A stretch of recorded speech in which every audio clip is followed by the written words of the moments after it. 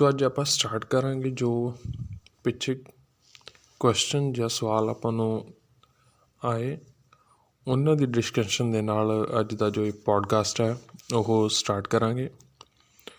ਉਹਦੇ ਵਿੱਚੋਂ ਸਭ ਤੋਂ ਫਸਟ ਅਤੇ ਮੈਂ ਜੋ ਕੁਐਸਚਨ ਹੈ ਡਿਸਕਸ ਕਰਨਾ ਚਾਹੂੰਗਾ ਉਹਦੇ ਵਿੱਚ ਸੀ ਕਿ ਜਦੋਂ ਇਨਸਾਨ ਨੂੰ ਆਪਣੀ ਗਲਤੀਆਂ ਦਾ ਅਹਿਸਾਸ ਹੁੰਦਾ ਤਾਂ ਉਹ ਟੁੱਟਦਾ ਜਾਂਦਾ ਹੈ ਆਪਣਿਆਂ ਨਾਲੋਂ ਅਤੇ ਆਪਣੇ ਨਾਲੋਂ ਵੀ। ਉਸ ਚੀਜ਼ ਨੂੰ ਕਿੱਦਾਂ ਓਵਰਕਮ ਕੀਤਾ ਜਾ ਸਕਦਾ ਜਾਂ ਉਸ ਚੀਜ਼ ਤੋਂ ਕਿਸ ਤਰ੍ਹਾਂ ਪਾਰ ਜਾਇਆ ਜਾ ਸਕਦਾ।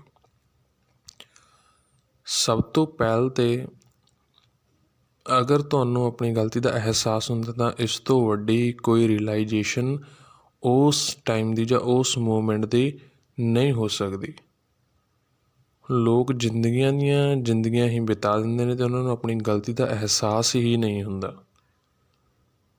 ਸਭ ਤੋਂ ਮਹੱਤਵਪੂਰਨ ਰਿਅਲਾਈਜੇਸ਼ਨ ਇਹ ਕਿ ਮੈਂ ਕਹਿ ਰਿਹਾ ਵੱਡੇ ਭਾਗ ਨੇ ਤੁਹਾਡੇ ਚੰਗੇ ਕਰਮ ਨੇ ਅਗਰ ਤੁਹਾਨੂੰ ਗਲਤੀ ਦਾ ਅਹਿਸਾਸ ਹੁੰਦਾ, ਕਿਉਂਕਿ ਅਗਰ ਤੁਹਾਨੂੰ ਆਪਣੀ ਗਲਤੀ ਦਾ ਪਤਾ ਲੱਗੇਗਾ ਤਾਂ ਹੀ ਤੁਸੀਂ ਅੱਗੇ ਵਾਸਤੇ ਉਹਦੇ ਲਈ ਸਤਰਕ ਹੋ ਸਕਦੇ ਹੋ।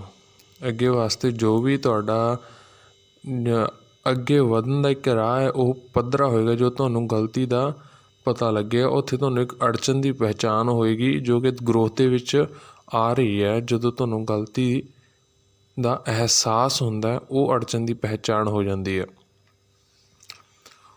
ਹੁਣ ਤੁਹਾਨੂੰ ਗਲਤੀ ਦਾ ਅਹਿਸਾਸ ਹੈ ਕਿ ਇਹ ਗਲਤੀ ਹੋਈ ਹੈ ਅਤੇ ਉਸ ਦੇ ਨਾਲ ਕੀ ਹੁੰਦਾ, ਜਦੋਂ ਕੋਈ ਵੀ ਗਲਤੀ ਕਰਦਾ ਜੋ ਪਹਿਲਾਂ ਗਲਤੀ ਕਰਦਾ ਉਹਦੇ ਵਿੱਚ ਕੁਛ ਪਤਾ ਨਹੀਂ ਲੱਗਦਾ, ਜੋ ਉਸ ਚੀਜ਼ ਦਾ ਅਹਿਸਾਸ ਨਹੀਂ ਹੁੰਦਾ ਤਾਂ ਕਾਫੀ ਜ਼ਿਆਦਾ ਬੰਦਾ ਉਸ ਦੇ ਵਿੱਚ ਇੰਨਾ ਖੋਪਿਆ ਹੁੰਦਾ ਕਿ ਉਹਨੂੰ ਉਸ ਬਾਰੇ ਗਲਤ ਸਹੀ ਦਾ ਅੰਦਾਜ਼ਾ ਨਹੀਂ ਹੁੰਦਾ। ਤਾਂ ਕਾਫੀ ਜ਼ਿਆਦਾ ਗਲਤ ਜੋ ਐਕਟ ਹੁੰਦੇ ਨੇ ਜਾਂ ਕੁਛ ਗੱਲਾਂ ਨੇ ਉਹ ਕਮਿਟ ਕਰ ਦਿੰਦਾ ਅਤੇ ਬਾਅਦ ਵਿੱਚ ਜਿਸ ਨਾਲ ਉਸਨੂੰ ਪਛਤਾਵਾ ਹੁੰਦਾ ਅਹਿਸਾਸ ਦੇ ਨਾਲ। ਜਿਸ ਤੋਂ ਗਲਤੀ ਦਾ ਅਹਿਸਾਸ ਹੋ ਗਿਆ ਤਾਂ ਸਭ ਤੋਂ ਬੈਟਰ ਹੁੰਦਾ ਉਸ ਨੂੰ ਸਵੀਕਾਰ ਕਰ ਲੈਣਾ ਕਿ ਮੇਰੇ ਤੋਂ ਇਹ ਗਲਤੀ ਹੋਈ ਹੈ ਅਤੇ ਉਸ ਨੂੰ ਸਵੀਕਾਰ ਕਰ ਲੈਣਾ। ਅਤੇ ਜਿੰਨੇ ਵੀ ਉਸ ਦੇ ਨਾਲ ਇੰਪੈਕਟ ਹੋਏ ਨੇ ਜਾਂ ਉਸ ਗਲਤ ਐਕਟ ਦੇ ਨਾਲ ਅਫੈਕਟ ਹੋਏ ਨੇਗੇ, ਜੋ ਉਸ ਦੇ ਨਾਲ ਜੁੜੇ ਨੇਗੇ, ਸਭ ਤੋਂ ਉਹਨਾਂ ਤੋਂ ਇੱਕ ਮੁਆਫੀ ਲੈ ਲੈਣੀ ਜਾਂ ਇੱਕ ਸਿਮਿਲਰ ਵਰਡਸ ਦੇ ਵਿੱਚ ਕੋਈ ਉਹਨਾਂ ਦੇ ਨਾਲ ਵਾਰਤਾ ਕਰ ਲੈਣੀ ਕਿ ਇੱਦਾਂ ਗਲਤ ਹੋਇਆ। ਅਤੇ ਇੱਦਾਂ ਨਹੀਂ ਹੈ ਕਿ ਤੁਸੀਂ ਆਪਣੇ ਆਪ ਨੂੰ ਉੱਥੇ ਸ਼ਰਮਿੰਦਾ ਠਹਿਰਾਉਣਾ, ਬਿਕੋਜ਼ ਈਗੋ ਕਈਆਂ ਦੀ ਇੰਨੀ ਜ਼ਿਆਦਾ ਲੂਜ਼ ਨਹੀਂ ਹੁੰਦੀ ਜਾਂ ਘਟੀ ਨਹੀਂ ਹੁੰਦੀ ਕਿ ਉਹ ਸਿੱਧਾ ਹੀ ਅਪੋਲੋਜਾਈਜ਼ ਕਰਕੇ ਆਪਣਾ ਸ਼ਰਮਿੰਦਗੀ ਨੂੰ ਪਾਰ ਪਾ ਸਕਣ। ਬਟ ਹਾਂ, ਤੁਸੀਂ ਇੱਦਾਂ ਦੀ ਵਾਰਤਾ ਕਰ ਸਕਦੇ ਹੋ ਕਿ ਮੇਰੇ ਤੋਂ ਇਹ ਗਲਤੀ ਹੋਈ ਹੈ ਅਤੇ ਮੈਂ ਇਸ ਦਾ ਅਹਿਸਾਸ ਆ, ਅਤੇ ਇੱਕ ਤੁਸੀਂ ਸੌਰੀ ਆਪਣੇ ਅੱਗੇ ਰੱਖ ਸਕਦੇ ਹੋ। ਤਾਂ ਉਸ ਨਾਲ ਹੈ ਜੋ ਤੁਸੀਂ ਕਹਿ ਰਹੇ ਹੋ ਕਿ ਇਨਸਾਨ ਟੁੱਟਦਾ ਆਪਣਿਆਂ ਨਾਲੋਂ ਵੀ ਅਤੇ ਆਪਣੇ ਨਾਲੋਂ ਵੀ। ਜੋ ਆਪਣਿਆਂ ਨਾਲੋਂ ਟੁੱਟਣ ਦਾ ਕੰਸੈਪਟ ਆ ਉਹਦੇ ਵਿੱਚ ਜਦੋਂ ਤੁਸੀਂ ਖੁਦ ਨਾਲ ਹੀ ਟੁੱਟ ਰਹੇ ਹੋ ਤਾਂ ਆਪਣਿਆਂ ਨਾਲੋਂ ਦੀ ਵਾਰਤਾ ਕਰਨੀ ਤਾਂ ਬਹੁਤ ਦੂਰ ਦੀ ਗੱਲ ਹੈ। ਜੋ ਤੁਸੀਂ ਕੋਈ ਵੀ ਤੁਹਾਡਾ ਬਾਹਰ ਦਾ ਰਿਲੇਸ਼ਨ ਹੈ ਉਹ ਇਸੇ ਚੀਜ਼ 'ਤੇ ਡਿਪੈਂਡ ਕਰੇਗਾ ਤੁਸੀਂ ਅੰਦਰੋਂ ਕਿੱਦਾਂ ਹੋ। ਅਗਰ ਤੁਸੀਂ ਅੰਦਰੋਂ ਟੁੱਟ ਰਹੇ ਹੋ ਤਾਂ ਤੁਸੀਂ ਬਾਹਰਲੇ ਨਾਲ ਵੀ ਟੁੱਟਦੇ ਹੋਏ ਰਿਲੇਸ਼ਨ ਬਣਨਗੇ। ਅਗਰ ਅੰਦਰੋਂ ਤੁਸੀਂ ਖੁਸ਼ ਹੋ ਤਾਂ ਬਾਹਰਲੇ ਨਾਲ ਵੀ ਖੁਸ਼ ਰਿਲੇਸ਼ਨ ਬਣਨਗੇ। ਅਗਰ ਅੰਦਰੋਂ ਤੁਸੀਂ ਪਖੰਡਤੇ ਹੋ ਤਾਂ ਬਾਹਰਲਿਆਂ ਨਾਲ ਵੀ ਜੋ ਤੁਹਾਡੇ ਰਿਲੇਸ਼ਨ ਨੇ, ਤੁਹਾਡੇ ਸੰਬੰਧ ਨੇ, ਉਹ ਪਖੰਡ 'ਤੇ ਹੀ ਬੇਸਡ ਹੋਣਗੇ।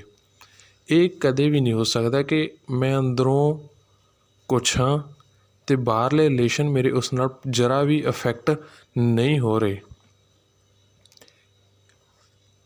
ਕੁਛ ਜ਼ਿਆਦਾ ਇੰਟੈਲੀਜੈਂਟ ਜਾਂ ਕਹਿ ਸਕਦੇ ਹਾਂ ਜੋ ਗਿਆਨਵਾਨ ਕਹਾਉਂਦੇ ਨੇ ਉਹ ਇਸ ਚੀਜ਼ ਨਾਲ ਥੋੜ੍ਹਾ ਕੰਟਰਾਡਿਕਟ ਕਰਨਗੇ ਕਿ ਬਾਹਰਲੇ ਅਤੇ ਅੰਦਰ ਦੀ ਸਥਿਤੀ ਜੋ ਹੈ ਉਹ ਡਿਫਰੈਂਟ ਹੋ ਸਕਦੀ ਆ।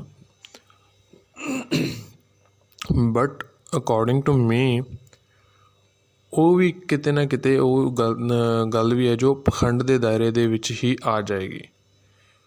ਬਿਕੋਜ਼ ਜੋ ਵੀ ਰਿਲੇਸ਼ਨ ਬਣੇਗਾ ਬਾਹਰ ਦਾ ਜਾਂ ਅੰਦਰ ਦਾ, ਅਗਰ ਤੁਸੀਂ ਉਹਨੂੰ ਫੁੱਲੈਸਟ ਜਿਉਣਾ ਚਾਹੁੰਦੇ ਹੋ, ਅਗਰ ਤੁਸੀਂ ਉਸਨੂੰ ਉਸਦੀ ਪੂਰੀ ਰੀਚ ਤੱਕ ਪਹੁੰਚਣਾ ਚਾਹੁੰਦੇ ਹੋ ਤਾਂ ਉਹਦੇ ਨਾਲ ਤੁਹਾਡਾ ਅੰਦਰ ਦਾ ਅਤੇ ਤੁਹਾਡਾ ਬਾਹਰ ਦਾ ਡਾਇਰੈਕਟ ਸੰਬੰਧ ਬਣੇਗਾ ਹੀ ਬਣੇਗਾ। ਇਸ ਤੋਂ ਇਲਾਵਾ ਤੁਸੀਂ ਉਸ ਦੀ ਫੁੱਲ ਕਪੈਸਿਟੀ 'ਤੇ ਤੁਸੀਂ ਉਸ ਰਿਲੇਸ਼ਨ ਨੂੰ ਜਿਉ ਹੀ ਨਹੀਂ ਸਕਦੇ। ਸੋ ਆਪਾਂ ਗੱਲ ਕਰ ਰਹੇ ਹਾਂ ਕਿ ਇਨਸਾਨ ਹੈ ਜੋ ਅੰਦਰੋਂ ਵੀ ਟੁੱਟਦਾ ਅਤੇ ਬਾਹਰੋਂ ਵੀ ਟੁੱਟਦਾ। ਇੱਦਾਂ ਦੀ ਚੀਜ਼ ਨਾਲ ਬੈਸਟ ਹੈ ਕਿ ਤੁਸੀਂ ਉਸ ਚੀਜ਼ ਨੂੰ ਅਹਿਸਾਸ ਹੋ ਗਿਆ ਹੈ, ਹੁਣ ਉਸ ਅਹਿਸਾਸ 'ਤੇ ਕੰਮ ਕਰੋ ਅਤੇ ਕੰਮ ਕਰਨ ਤੋਂ ਬਾਅਦ ਇੱਕ ਅਪੋਲੋਜਾਈਜ਼ ਕਰੋ ਜਿਨ੍ਹਾਂ ਪਰਸਨ ਤੋਂ ਜੋ ਪਰਸਨ ਇਫੈਕਟ ਹੋਏ ਨੇ ਜਾਂ ਜਿਨ੍ਹਾਂ ਨੂੰ ਤੁਸੀਂ ਇਫੈਕਟ ਕੀਤਾ ਆਪਣੇ ਉਹ ਐਕਟਸ ਦੇ ਨਾਲ। ਇੱਕ ਕਾਫੀ ਜ਼ਿਆਦਾ ਜੋ ਭਾਰ ਮਨ 'ਤੇ ਆ ਉਹ ਹੌਲਾ ਹੋਏਗਾ ਅਤੇ ਕਾਫੀ ਜ਼ਿਆਦਾ ਤੁਹਾਨੂੰ ਜੋ ਸਟਰੈਸ ਆ ਉਹ ਰਿਲੀਵ ਹੋਏਗਾ ਅਤੇ ਕਾਫੀ ਜ਼ਿਆਦਾ ਸ਼ਾਂਤੀ ਵੀ ਮਿਲੇਗੀ ਜਦੋਂ ਤੁਸੀਂ ਮੁਆਫੀ ਮੰਗਦੇ ਹੋ। ਲੋਕ ਭਰੀ ਉਮਰ ਹੀ ਪੂਰੀ ਦੀ ਪੂਰੀ ਉਮਰ ਹੀ ਸਿਰ 'ਤੇ ਭਾਰ ਲੈ ਕੇ ਮਨ 'ਤੇ ਭਾਰ ਲੈ ਕੇ ਚਲੇ ਜਾਂਦੇ, ਬਟ ਉਹਨਾਂ ਦੀ ਈਗੋ ਹੈ ਕਈ ਵਾਰ ਉਹਨਾਂ ਨੂੰ ਉਹ ਪੂਰੀ ਜ਼ਿੰਦਗੀ ਹੀ ਮੁਆਫੀ ਨਹੀਂ ਮੰਗਣ ਦਿੰਦੀ ਅਤੇ ਕਈ ਵਾਰ ਮੁਆਫੀ ਹੀ ਇਹੋ ਜਿਹਾ ਕੰਮ ਕਰ ਜਾਂਦੀ ਹੈ, ਇਹੋ ਜਿਹਾ ਸ਼ਾਂਤਮਈ ਮਾਹੌਲ ਬਣਾ ਜਾਂਦੀ ਹੈ ਜੋ ਤੁਸੀਂ ਇੱਕ ਵਾਰ ਮੁਆਫੀ ਮੰਗ ਲੈਂਦੇ ਹੋ ਕਿ ਉਹ ਕਈ ਵਾਰ ਸਮਾਧੀਆਂ ਲਗਾਉਣ ਤੋਂ ਵੀ ਉੱਪਰ ਦਾ ਅਹਿਸਾਸ ਹੋ ਜਾਂਦਾ ਜਦੋਂ ਮੁਆਫੀ ਦਾ ਇੱਕ ਸ਼ਾਂਤਮਈ ਮਾਹੌਲ ਬਣਦਾ ਜੋ ਤੁਸੀਂ ਕਿਸੇ ਨੂੰ ਮੁਆਫ ਕਰ ਦਿੰਦੇ ਹੋ ਜਾਂ ਕਿਸੇ ਤੋਂ ਮੁਆਫੀ ਲੈ ਲੈਂਦੇ ਹੋ। ਸੋ ਇਹ ਸਵਾਲ ਸੀ ਕਿ ਉਸ ਚੀਜ਼ ਨੂੰ ਜਿਨ੍ਹਾਂ ਨੂੰ ਅਸੀਂ ਇਫੈਕਟ ਕੀਤਾ ਉਹਦੇ ਨਾਲ ਆਪਣੇ ਅੰਦਰ ਦੀ ਕੰਡੀਸ਼ਨ ਖਰਾਬ ਹੋ ਰਹੀ ਆ, ਰਿਲੇਸ਼ਨ ਵੀ ਇਫੈਕਟ ਹੋ ਰਿਹਾ, ਉਹਨੂੰ ਕਿੱਦਾਂ ਓਵਰਕਮ ਕਰਨਾ। ਬੈਟਰ ਹੈ ਤੁਸੀਂ ਉਸ ਨੂੰ ਅਹਿਸਾਸ ਹੋ ਗਿਆ, ਚੰਗੀ ਗੱਲ, ਅਤੇ ਹੁਣ ਉਸ 'ਤੇ ਕੰਮ ਕਰਕੇ ਮੁਆਫੀ ਮੰਗ ਸਕਦੇ ਹੋ। ਅਤੇ ਜਿੱਦਾਂ ਵੀ ਮੁਆਫ ਕਰਨਾ ਨਾ ਕਰਨਾ ਸ਼ਿਓਰਲੀ ਇਹ ਅਗਲੇ ਵਾਲੇ ਪਰਸਨ ਦੀ ਮਰਜ਼ੀ ਹੋਏਗੀ ਕਿ ਉਹਨੇ ਕਿੱਦਾਂ ਕਰਨਾ, ਕਿਸ ਤਰ੍ਹਾਂ ਐਕਸੈਪਟ ਕਰਨਾ, ਬਟ ਤੁਸੀਂ ਇੱਕ ਵਾਰ ਆਪਣੇ ਆਪ ਤੋਂ ਉਸ ਤੋਂ ਸੁਰਖਰੂ ਹੋ ਜਾਓ ਅਤੇ ਆਪਣੇ ਆਪ ਨੂੰ ਇੱਕ ਸਾਈਡ 'ਤੇ ਕਰ ਲਓ। ਮੁਆਫ ਕਰਨਾ ਨਹੀਂ ਕਰਨਾ ਅਗਲੇ ਪਰਸਨ ਦੀ ਮਰਜ਼ੀ ਹੈ। ਸੋ ਇੱਕ ਸੈਕਿੰਡ ਕੁਐਸਚਨ ਜੋ ਆਇਆ ਸੀ ਉਹਦੇ ਵਿੱਚ ਸੀ ਹਾਊ ਟੂ ਬੀ ਸੁਪਰ ਕਾਮ। ਬਹੁਤ ਜ਼ਿਆਦਾ ਸ਼ਾਂਤ ਕਿੱਦਾਂ ਹੋਈਦਾ ਹੈ ਜਾਂ ਕਿਸ ਤਰ੍ਹਾਂ ਅਸੀਂ ਬਹੁਤ ਜ਼ਿਆਦਾ ਸ਼ਾਂਤ ਹੋ ਸਕਦੇ ਹਾਂ। ਇਹਦੇ ਸੰਬੰਧ ਦੇ ਵਿੱਚ ਅਗਰ ਮੈਂ ਕੁਝ ਬੋਲਾਂ ਤਾਂ ਉਹ ਜ਼ਿਆਦਾਤਰ ਬੋਲਿਆ ਵੀ ਨਹੀਂ ਜੇ ਜਾ ਸਕਦਾ, ਜੇ ਬੋਲਿਆ ਵੀ ਜਾਏਗਾ ਉਹ ਜ਼ਿਆਦਾਤਰ ਸਹੀ ਵੀ ਨਹੀਂ ਹੋਏਗਾ ਬਿਕੋਜ਼ ਕਿਉਂਕਿ ਸ਼ਾਂਤ ਹੋਣ ਦੀ ਪ੍ਰਕਿਰਿਆ ਉਹ ਕਦੇ ਵੀ ਕੀਤੀ ਨਹੀਂ ਜਾ ਸਕਦੀ, ਉਹ ਹੁੰਦੀ ਹੈ। ਅਗਰ ਤੁਸੀਂ ਸਮਝ ਰਹੇ ਹੋ ਜੋ ਮੈਂ ਕਹਿ ਰਿਹਾ ਕਿ ਉਹ ਇੱਕ ਕਿਰਿਆ ਨਹੀਂ ਹੈ, ਇੱਕ ਐਕਟ ਨਹੀਂ ਹੈ ਜੋ ਤੁਸੀਂ ਕਰ ਲਓ, ਉਹ ਇੱਕ ਐਗਜ਼ਿਸਟੈਂਸ ਜਾਂ ਕਾਇਨਾਤ ਦੀ ਤਰ੍ਹਾਂ ਇੱਕ ਮੌਕਾ ਹੈ ਜਾਂ ਹੋ ਜਾਂਦਾ ਹੈ, ਜੋ ਬਿਲਕੁਲ ਹੀ ਹੋ ਜਾਂਦਾ ਹੈ। ਕਾਮ ਹੋਣਾ, ਸ਼ਾਂਤ ਹੋਣਾ ਇੱਕ ਐਂਡ ਰਿਜ਼ਲਟ ਹੈ।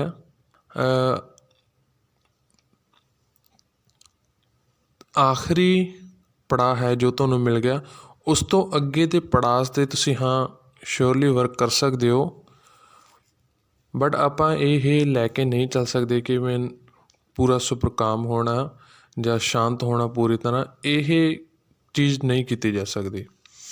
ਇਹ ਚੀਜ਼ਾਂ ਕਰਨ ਵਾਲੀਆਂ ਨਹੀਂ ਹੁੰਦੀਆਂ, ਇਹ ਚੀਜ਼ਾਂ ਸਿਰਫ ਹੁੰਦੀਆਂ ਨੇ। ਹੁਣ ਜੇ ਆਪਾਂ ਗੱਲ ਕਰੀਏ ਕਿ ਸੁਪਰ ਕਾਮ ਬਹੁਤ ਹੀ ਜ਼ਿਆਦਾ ਸ਼ਾਂਤ ਕਿੱਦਾਂ ਹੋਣਾ, ਇਹਦਾ ਮੈਨੂੰ ਨਹੀਂ ਪਤਾ ਅਤੇ ਨਾ ਮੈਂ ਇਹ ਦੱਸ ਸਕਦਾ ਕਿ ਉਹ ਕਿੱਦਾਂ ਹੋਣਾ। ਹਾਂ, ਸ਼ਾਂਤ ਕਿੱਦਾਂ ਹੋਣਾ ਉਹਦੇ ਆਪਾਂ ਕੁਛ ਜੋ ਆਸਪੈਕਟਸ ਨੇ ਉਹਨਾਂ 'ਤੇ ਜ਼ਰੂਰ ਡਿਸਕਸ ਕਰ ਸਕਦੇ ਹਾਂ। ਕਾਮ ਹੋਣ ਲਈ ਜਾਂ ਸ਼ਾਂਤ ਹੋਣ ਲਈ ਕਿ ਜੋ ਜ਼ਿਆਦਾ ਥੋਟਸ ਜਾਂ ਵਿਚਾਰ ਸਾਡੇ ਮਾਇੰਡ ਵਿੱਚ ਚੱਲ ਰਹੇ ਨੇ, ਜੋ ਜ਼ਿਆਦਾ ਹੀ ਜੋ ਸਰੀਰ ਵਿੱਚ ਵੀ ਤਰਥੱਲੀ ਮਚਾ ਰਹੇ ਨੇ, ਉਹ ਕਿਸ ਤਰ੍ਹਾਂ ਦੇ ਥੋਟਸ ਨੇ। ਉਹਦੇ ਲਈ ਫਸਟ ਆਫ ਆਲ ਥੋਟਸ ਨੂੰ ਦੇਖਣਾ ਪਏਗਾ ਕਿਸ ਤਰ੍ਹਾਂ ਦੇ ਅਰਾਈਜ਼ ਹੋ ਰਹੇ ਨੇ, ਕਿਸ ਤਰ੍ਹਾਂ ਦੇ ਜਾ ਰਹੇ ਨੇ। ਉਸ ਤੋਂ ਬਾਅਦ ਉਹ ਵੀ ਮਨ ਵਾਲੀ ਗੱਲ ਜੋ ਆਪਾਂ ਪਿਛਲੇ ਪੋਡਕਾਸਟ ਦੇ ਵਿੱਚ ਡਿਸਕਸ ਕੀਤੀ ਹੈ ਕਿ ਤੁਹਾਨੂੰ ਉਹ ਦੇਖਣਾ ਪਏਗਾ ਕਿ ਕਿਹੜੇ ਥੋਟਸ ਨੂੰ ਜ਼ਿਆਦਾ ਮਹੱਤਤਾ ਚਾਹੀਦੀ ਹੈ, ਕਿਹੜਿਆਂ ਨੂੰ ਨਹੀਂ ਚਾਹੀਦੀ। ਅਤੇ ਜਦੋਂ ਤੁਸੀਂ ਇੱਕ ਵਾਰ ਥੋਟ ਜਾਂ ਵਿਚਾਰ ਦਾ ਵਿਵਹਾਰ ਦੇਖ ਲਓਗੇ ਕਿ ਉਹ ਕਿਸ ਤਰ੍ਹਾਂ ਰਿਐਕਟ ਕਰਦਾ ਹੈ, ਤਾਂ ਕਿਸੇ ਵੀ ਤਰ੍ਹਾਂ ਦਾ ਕੋਈ ਵਿਚਾਰ ਮਨ ਦੇ ਵਿੱਚ ਆਏਗਾ ਤਾਂ ਤੁਹਾਨੂੰ ਪਤਾ ਲੱਗੇਗਾ ਕਿ ਐਕਚੁਅਲ ਦੇ ਵਿੱਚ, ਅਸਲੀਅਤ ਦੇ ਵਿੱਚ ਕਿਸੇ ਵੀ ਵਿਚਾਰ ਨੂੰ ਕੋਈ ਤਵੱਜੋ ਨਾ ਦੇਣ 'ਤੇ ਤੁਸੀਂ ਕਾਫੀ ਜ਼ਿਆਦਾ ਸ਼ਾਂਤ ਕੰਡੀਸ਼ਨ ਦੇ ਵਿੱਚ ਰਹਿ ਸਕਦੇ ਹੋ। ਕਿਸੇ ਵੀ ਤਰ੍ਹਾਂ ਦਾ ਵਿਚਾਰ ਮਨ ਦੇ ਵਿੱਚ ਆ ਰਿਹਾ, ਤੁਸੀਂ ਉਹਨੂੰ ਤਵੱਜੋ ਦੇ ਰਹੇ ਹੋ ਤਾਂ ਉਸ ਦੇ ਪ੍ਰਤੀ ਕਿਰਿਆ ਸਟਾਰਟ ਹੋ ਜਾਂਦੀ ਹੈ ਮਾਈਂਡ ਦੇ ਵਿੱਚ, ਮਾਈਂਡ ਤੋਂ ਸਟਾਰਟ ਹੁੰਦੀ ਹੈ ਬਾਡੀ ਦੇ ਵਿੱਚ, ਅਤੇ ਉਸੇ ਤਰ੍ਹਾਂ ਹੀ ਜੋ ਤੁਹਾਡੇ ਬਲੱਡ ਸੈਲਜ਼ ਨੇ ਉਹ ਕੰਮ ਕਰਨਾ ਸਟਾਰਟ ਕਰ ਦਿੰਦੇ ਨੇ, ਅਤੇ ਉਸੇ ਤਰ੍ਹਾਂ ਹੀ ਬਾਡੀ ਵੀ ਮੂਵ ਕਰਦੀ ਹੈ ਜਿਸ ਤਰ੍ਹਾਂ ਮਾਈਂਡ ਮੂਵ ਕਰਦਾ ਹੈ ਕਿਸੇ ਥੋਟ ਦੇ ਪ੍ਰਤੀ। ਸੋ ਟੂ ਬੀ ਕਾਮ ਔਰ ਸ਼ਾਂਤ ਮਨ ਲਈ ਵਿਚਾਰਾਂ 'ਤੇ ਧਿਆਨ ਦੇਣਾ ਕਾਫੀ ਜ਼ਰੂਰੀ ਹੈ। ਆਪਣੇ ਹੈਬਿਟਸ 'ਤੇ ਧਿਆਨ ਦੇਣਾ ਕਾਫੀ ਜ਼ਰੂਰੀ ਹੈ। ਹੈਬਿਟਸ ਇਨ ਦਾ ਸੈਂਸ ਜੋ ਆਦਤਾਂ ਨੇ, ਉਹ ਮੇਰੇ ਕਹਿਣ ਦਾ ਮਤਲਬ ਹੈ ਕਿ ਜੋ ਵਿਚਾਰਾਂ ਦੀਆਂ ਆਦਤਾਂ ਨੇ, ਜੋ ਵਿਚਾਰਾਂ ਦਾ ਸਟਰਕਚਰ ਬਣਿਆ ਹੋਇਆ ਉਸ ਦੀਆਂ ਆਦਤਾਂ ਨੇ। ਜੋ ਬਾਹਰ ਦੀਆਂ ਆਦਤਾਂ ਨੇ ਉਹ ਤਾਂ ਬਹੁਤ ਹੀ ਕਹਿ ਸਕਦੇ ਹਾਂ ਕਿ ਆਊਟਪੁੱਟ ਹੈ, ਇੱਕ ਐਂਡ ਰਿਜ਼ਲਟ ਹੈ ਮਾਈਂਡ ਦੇ ਅੰਦਰ ਜੋ ਮੈਂਟਲ ਸਾਈਕੋਲੋਜੀਕਲ ਸਟਰਕਚਰ ਦੇ ਵਿੱਚੋਂ ਪੈਦਾ ਹੋ ਰਹੀਆਂ ਨੇ ਨਾ, ਉਹਨਾਂ ਦਾ ਇੱਕ ਐਂਡ ਰਿਜ਼ਲਟ ਨੇ ਬਾਹਰ ਦੀਆਂ ਹੈਬਿਟਸ। ਜੋ ਅੰਦਰਲੀਆਂ ਹੈਬਿਟਸ ਨੇ, ਜੋ ਵਿਚਾਰਾਂ ਦੀਆਂ ਹੈਬਿਟਸ ਨੇ, ਉਹੀ ਬਾਹਰ ਦੀਆਂ ਹੈਬਿਟਸ ਦਾ ਐਂਡ ਰਿਜ਼ਲਟ ਪ੍ਰੋਡਿਊਸ ਕਰਦੀਆਂ ਨੇ। ਸੋ ਮਨ ਦੀਆਂ ਜੋ ਆਦਤਾਂ ਨੇ ਜਾਂ ਥੋਟਸ ਦੀਆਂ ਜਿਸ ਤਰ੍ਹਾਂ ਦੀਆਂ ਆਦਤਾਂ ਨੇ, ਜਿਸ ਤਰ੍ਹਾਂ ਦਾ ਉਹ ਸਟਰਕਚਰ ਬਣਿਆ, ਉਹਨਾਂ 'ਤੇ ਧਿਆਨ ਦੇਣਾ ਕਾਫੀ ਜ਼ਰੂਰੀ ਹੁੰਦਾ ਹੈ। ਇਹਦੇ ਇਸ ਤਰ੍ਹਾਂ ਦੇ ਕਰਨ ਨਾਲ ਤੁਸੀਂ ਚੀਜ਼ਾਂ ਨੂੰ ਡਾਇਸੈਕਟ ਕਰਨਾ ਸਟਾਰਟ ਕਰ ਸਕਦੇ ਹੋ। ਤੁਸੀਂ ਬਿਹੇਵੀਅਰ ਨੂੰ ਡਾਇਸੈਕਟ ਕਰਨਾ ਸ਼ੁਰੂ ਕਰ ਸਕਦੇ ਹੋ। ਉਹਦੇ ਵਿੱਚ ਆ ਜਾਂਦਾ ਹੈ ਕਿਹੜੀ ਚੀਜ਼ ਹੈ ਜੋ ਬਿਲਕੁਲ ਬੇਸਿਸਟ ਹੈ, ਜਾਂ ਕਿਹੜੀ ਚੀਜ਼ ਹੈ ਜੋ ਬਿਲਕੁਲ ਮੋਸਟ ਪ੍ਰਿਓਰ ਹੈ। ਕਿਹੜੀ ਚੀਜ਼ ਨੂੰ ਬਿਲਕੁਲ ਤੁਸੀਂ ਬੇਸਿਕ ਮੰਨ ਸਕਦੇ ਹੋ ਅਤੇ ਕਿਹੜੀ ਚੀਜ਼ ਨੂੰ ਤੁਸੀਂ ਬਿਲਕੁਲ ਪ੍ਰਿਓਰਿਟੀ 'ਤੇ ਰੱਖ ਸਕਦੇ ਹੋ। ਹੁਣ ਅਗਰ ਤੁਹਾਨੂੰ ਡਿਸਟਰਬੈਂਸ ਕ੍ਰੀਏਟ ਹੁੰਦੀ ਹੈ ਜਾਂ ਤੁਹਾਨੂੰ ਕੋਈ ਤਕਲੀਫ ਹੁੰਦੀ ਹੈ ਕੋਈ TV ਸੀਰੀਅਲ ਨੂੰ ਦੇਖ ਕੇ, ਜਾਂ ਕਿਸੇ ਮੂਵੀ ਨੂੰ ਦੇਖ ਕੇ, ਜਾਂ ਕਿਸੇ ਸੀਰੀਜ਼ ਦੇ ਵਿੱਚ ਕੋਈ ਐਕਟਰ ਮਰ ਜਾਂਦਾ ਹੈ, ਜਾਂ ਕੁਛ ਵੀ ਇੱਦਾਂ ਦਾ ਐਂਟਰਟੇਨਮੈਂਟ ਦੇ ਵਿੱਚ ਕੁਛ ਹੁੰਦਾ ਹੈ, ਕਿਸੇ ਸਿੰਗਰ ਦੀ ਕਿਸੇ ਨਾਲ ਲੜਾਈ ਹੋ ਗਈ, ਅਗਰ ਇਹਨਾਂ ਚੀਜ਼ਾਂ 'ਤੇ ਤੁਹਾਨੂੰ ਡਿਸਟਰਬੈਂਸ ਕ੍ਰੀਏਟ ਹੁੰਦੀ ਹੈ ਤਾਂ ਤੁਹਾਨੂੰ ਸ਼ਿਓਰਲੀ ਹੀ ਆਪਦੇ ਜੋ ਲਾਈਫ ਸਟਾਈਲ ਹੈ, ਆਪਣਾ ਜੋ ਸਾਈਕੋਲੋਜੀਕਲ ਮਾਈਂਡ ਆ, ਉਹਦੇ ਬਾਰੇ ਦੇਖਣ ਦੀ ਬਹੁਤ ਹੀ ਜ਼ਿਆਦਾ ਜ਼ਰੂਰਤ ਹੈ।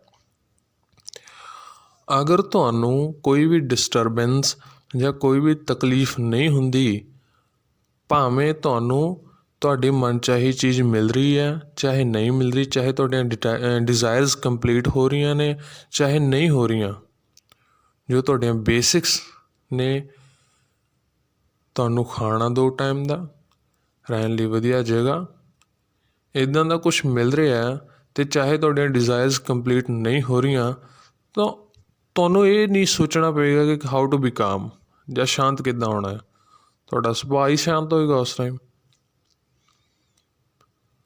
ਸੋ ਬੇਸਿਕ ਇਹਦਾ ਸਾਰਾ ਡਿਸਕਸ ਕਰਨ ਦਾ ਕੀ ਹੈ, ਇਹ ਵੀ ਜੋ ਵਿਚਾਰ ਉਤਪੰਨ ਹੁੰਦੇ ਨੇ, ਕਿਸ ਤਰ੍ਹਾਂ ਦੇ ਵਿਚਾਰਾਂ ਨੂੰ ਤਵੱਜੋ ਹੈ, ਕਿਸ ਤਰ੍ਹਾਂ ਦੇ ਵਿਚਾਰ ਨੇ ਸਾਨੂੰ ਜ਼ਿਆਦਾ ਤਸੱਲੀ ਦੇ ਵਿੱਚ ਪਾ ਸਕਦੇ ਨੇ, ਕਿਸ ਤਰ੍ਹਾਂ ਦੇ ਵਿਚਾਰ ਸਾਨੂੰ ਸ਼ਾਂਤੀ ਦੇ ਵਿੱਚ ਲਿਆ ਸਕਦੇ ਨੇ, ਇਹ ਸਿਰਫ ਉਸੇ 'ਤੇ ਡਿਪੈਂਡ ਹੈ ਕਿ ਹਾਊ ਟੂ ਬੀ ਸੁਪਰ ਕਾਮ, ਜਾਂ ਸ਼ਾਂਤ ਕਿੱਦਾਂ ਹੋਣਾ ਹੈ। ਆਪਣੇ ਵਿਚਾਰਾਂ ਨੂੰ ਦੇਖੋ, ਤੁਹਾਡੇ ਵਿਚਾਰ ਤੁਹਾਨੂੰ ਕਿਹੜੇ ਪਾਸੇ ਲਿਆ ਰਹੇ ਨੇ, ਸ਼ਾਂਤੀ ਵਾਲੇ ਪਾਸੇ ਲਿਆ ਰਹੇ ਨੇ, ਸ਼ਾਂਤੀ ਵਾਲੇ ਵਿਚਾਰ ਆ ਰਹੇ ਨੇ, ਜਾਂ ਤੁਹਾਡੇ ਭੰਗੜੇ ਵਾਲੇ ਵਿਚਾਰ ਆ ਰਹੇ ਨੇ, ਜਾਂ ਤੁਹਾਡੇ ਰੌਲਾ ਰੱਪਾ ਪਾਉਣ ਵਾਲੇ ਵਿਚਾਰ ਹੈ, ਜਾਂ ਗਾਲਾਂ ਵਾਲੇ ਵਿਚਾਰ ਆ ਰਹੇ ਨੇ।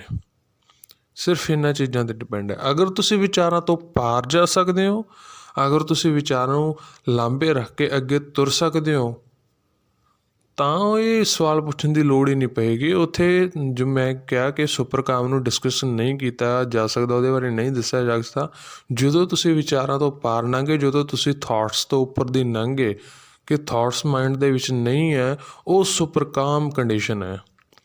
ਇੱਕ ਦਾ ਹੋ ਗਿਆ ਕਾਮ, ਸ਼ਾਂਤ ਹੋਣਾ, ਇੱਕ ਹੁੰਦਾ ਬਹੁਤ ਹੀ ਜ਼ਿਆਦਾ ਸ਼ਾਂਤ ਹੋਣਾ, ਜਿਸ ਨੂੰ ਮੈਂ ਕਹੂੰਗਾ ਬਲਿਸ, ਜੋਏ, ਆਨੰਦ, ਆਨੰਦਿਤ। ਇਹ ਕੰਡੀਸ਼ਨ ਹੋਏਗੀ ਉਹ ਜਿੱਥੇ ਨਾ ਕੋਈ ਵਿਚਾਰ ਹੋਏਗਾ, ਨਾ ਕੋਈ ਵਿਚਾਰਾਂ ਦੀ ਲੜੀ ਹੋਏਗੀ, ਸਭ ਕੁਝ ਸਿਰਫ ਸ਼ਾਂਤ ਐਂਡ ਸਾਫ ਐਂਡ ਕਲੀਅਰ ਹੋਏਗਾ। ਤੁਹਾਡੀ ਅੰਡਰਸਟੈਂਡਿੰਗ, ਤੁਹਾਡੀ ਸਿਆਣਪ ਟੋਟਲੀ ਸਭ ਕੁਛ ਸਾਫ਼ ਅਤੇ ਕਲੀਅਰ ਹੋਏਗਾ। ਉੱਥੇ ਵਿਚਾਰ ਨਹੀਂ ਹੁੰਦੇ, ਉੱਥੇ ਓਨਲੀ ਐਗਜ਼ਿਸਟੈਂਸ ਹੁੰਦੀ ਆ। ਨਾ ਤੁਸੀਂ ਹੁੰਦੇ ਹੋ, ਨਾ ਤੁਹਾਡੀ ਪਰਸਨੈਲਿਟੀ ਹੁੰਦੀ ਆ, ਨਾ ਤੁਹਾਡਾ ਸਮਾਜ ਹੁੰਦਾ, ਨਾ ਤੁਹਾਡਾ ਕੋਈ ਆਲੇ ਦੁਆਲੇ ਦਾ ਕੁਛ ਹੁੰਦਾ। ਬਸ ਉੱਥੇ ਕਾਇਨਾਤ ਐਗਜ਼ਿਸਟ ਕਰਦੀ ਆ। ਉਹ ਹੁੰਦੀ ਆ ਸੁਪਰ ਕਾਮ ਦੀ ਕੰਡੀਸ਼ਨ, ਆਨੰਦ ਵਾਲੀ ਕੰਡੀਸ਼ਨ।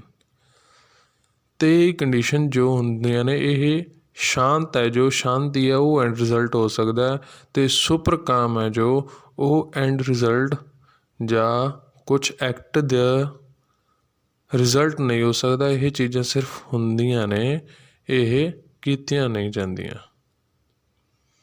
ਅਗਰ ਤੁਹਾਡੇ ਕੋਲ ਹੋਰ ਵੀ ਕੋਈ ਸਵਾਲ ਹੈ ਤਾਂ ਮੈਂ ਖੁਸ਼ੀ ਨਾਲ ਉਹਨੂੰ ਡਿਸਕਸ ਕਰਨਾ ਚਾਹੂੰਗਾ। ਤੁਸੀਂ ਨੀਚੇ ਕਮੈਂਟ ਸੈਕਸ਼ਨ ਦੇ ਵਿੱਚ ਉਸ ਨੂੰ ਪਾ ਸਕਦੇ ਹੋ। ਅਤੇ ਇਸ ਪੋਡਕਾਸਟ ਦੀ ਦੇਰੀ ਲਈ ਮੈਂ ਮਾਫੀ ਚਾਹੁੰਦਾ ਹਾਂ।